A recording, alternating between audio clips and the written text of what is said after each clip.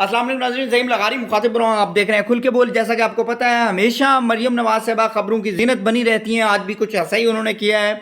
हमेशा की तरह उन्होंने अपने को आपको मुनफरिद किया है ड्रेसिंग के हवाले से भी।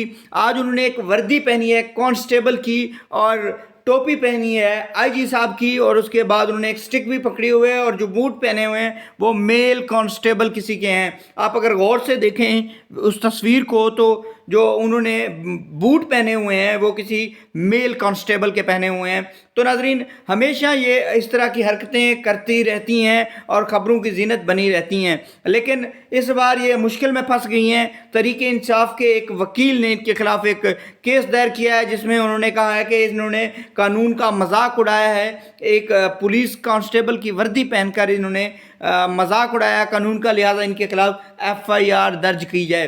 तो उन्होंने FIR दर्ज करने का जो केस है वो सेशन कोर्ट में सबमिट कर दिया है। देखना यह है कि इस पर कानूनी तौर पे अमल दरामद होता है या नहीं। इसके बाद कुछ सार्फिन ने भी इनको आड़े हाथों लिया, जैसा कि इमरान रियाज साहब ने लिखा है कि अवाम रुल गई और इनके शशके नहीं पूरे हो रहे। इस हमरा इनके साथ उज़मा बुखारी, मरियम औरंगज़ेब साहिबा और सानिया आशिक साहिबा भी मरियम नवाज़ के हमराह थीं, और मरियम नवाज़ साहिबा ने वहाँ पर खिताब भी किया और कहा कि बहुत अच्छा लग रहा है पुलिस लोगों के साथ और पुलिस की वर्दी पहनकर।